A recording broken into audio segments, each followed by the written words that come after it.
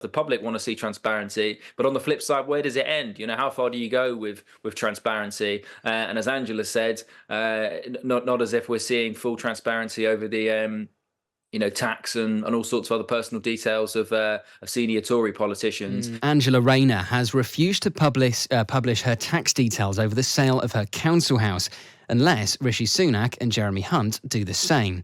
She said she was confident that she had done nothing wrong when she didn't pay capital gains tax on the property because it was her home and the only one she owned. The comments came as Labour launched its local election campaign today in the West Midlands. Keir Starmer was speaking in Dudley a bit earlier on. I do have to be honest. I was hoping we'd be launching a different election campaign here today, but the Prime Minister bottled it. He wants one last drawn-out summer tour with his beloved helicopter. So we need to send him another message. Show his party once again that their time is up. The dithering must stop. The date must be set. Britain wants change, and it's time for change with Labour. It's Keir Starmer speaking earlier. Well, Tom Belger was there, the editor of Labour List, which is a pro-Labour but independent website and newsletter about the party. Evening, Tom. Evening, good to be with you. What was the atmosphere like today? Did it feel like a party that is on the cusp of government? Oh, it was fantastic. I mean, obviously it would be at a local election launch full of Labour people. But yeah, Starmer looks to me increasingly, I've been watching his speeches closely since I started this job. He looks more and more confident in his delivery, more relaxed, as well as enthusiastic about elements of what he's saying. And I thought it was pretty bold that they chose to launch it at a place where Boris Johnson himself made a speech a few years ago, really, really going for the Tories on their lawn, parking tanks on Tory lawns, so to speak, by not just being there, being in Dudley, Tory town, being in the West Midlands, Tory city region, and also politically choosing to go for them on levelling up, saying it's a good ambition, that it did strike a chord, but the Tories have unforgivably failed to deliver on it.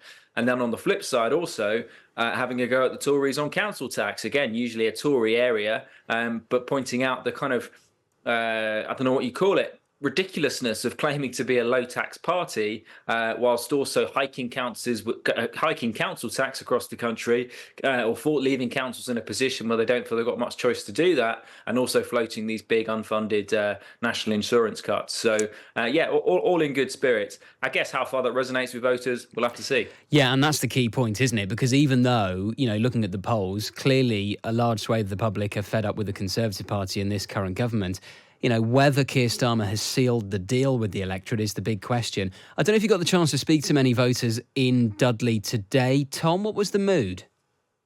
Yeah, well, I mean, just quickly on the polling, I saw one drop just before this interview showing Labour with, I think, a 25-point lead, biggest in a year. So clearly you couldn't really ask for more from Keir on a polling perspective. But yeah, really interesting talking to voters. I made sure I got outside that bubble. It did feel a bit like a Labour bubble to speak to some real people. Interesting, I guess, on the one hand, to see just how little cut through at the moment there is from politics generally. A lot of people saying, I just don't follow politics.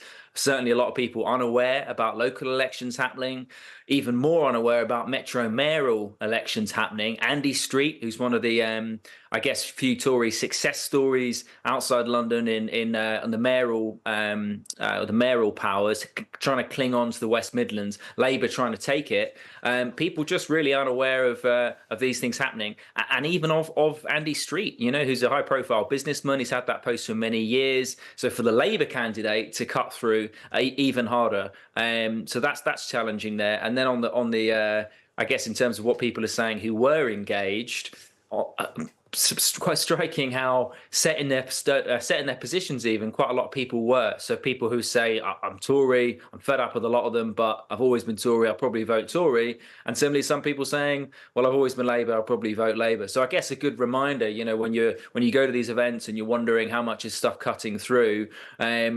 But it does take a lot to change people's opinions. You know, for all Starmer's lead, changing people's perspectives is not easy. And in a way, though, it does show what a remarkable feat it is that Starmer has managed to get so many people, at least for now, in the polls, saying they're willing to vote differently. And a sign of confidence that they're in Dudley at all, that they do think people are so fed up with the Tories on so many issues that a Tory area might fall back to Labour. We were speaking on the evening edition last night about Keir Starmer's op-ed in the Times, which is in the Times today, criticising the Conservatives for not delivering on levelling up, but saying that Boris Johnson had the right idea. So clearly he's trying to appropriate that policy from the Conservatives and from the government. But today he essentially said to councils, yeah, we want you to level up, but we're not going to give you any extra cash. It's a really hard sell, isn't it? He's trying to call out Tory failures, but also ensure people trust Labour to deliver. And he acknowledged himself in a way that people's hope in politics, as he put it, been beaten out of people by the Tories. You know, that people don't trust politicians. They say to him, I like what you pledge, but I don't trust you to deliver it. That's part of why Labour is being a bit more guarded than it was under Corbyn about making big pledges, is to say, look, we want to be realistic about what we can achieve in the short term, given the economic inheritance Labour faces from the Tories.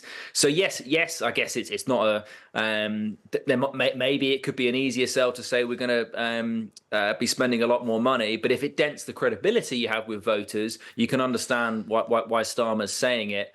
On the flip side, though, also worth saying, he didn't entirely rule out more money. He just said we need to grow the economy in order to get the cash to pay for it. We need to devolve powers, reform how local government funding works, unlock unspent levelling up cash under the Tories. So there may be ways that Labour could unlock cash and really revitalise areas. There's a lot of plans they're proposing to unlock growth. A few more details on that today. But yeah, certainly not, as Keir said, a magic money tree, no turning on the spending taps. And that, you know, I know on Labour list, a lot of Labour supporters will be disappointed not to see more cash on important projects. And I guess the big question is it enough? Has he struck that balance right between being credible and offering enough hope that people feel inspired to vote, but also like it's change they can believe in? Just finally, Tom, this row over Angela Rayner and her tax affairs rumbles on. She was asked about it on the media this morning. Do you think we're going to see any change of strategy? Are Labour worried about this? It's always unwise to rule out a change of strategy. You always see politicians trying to hold lines, and then if the pressure really continues, sometimes they do change stance. But I think we'll have to see. You know, I think they've said what they feel they should at the moment. If it's a live police investigation, then there's probably a limit to what they should say. I think Keir made a fair point today about, obviously, naturally, you know, as journalists, we want to see transparency around this. On some stuff, the public want to see transparency. But on the flip side, where does it end? You know, how far do you go with transparency? And as Angela said, not as if we're seeing full transparency over the tax and all sorts of other personal details of senior Tory politicians. But yeah, it may be that either we get further developments that force Labour to change its line, and that would be damaging and kind of become the story. That's the kind of thing you've seen with other issues in politics, like the Gaza row.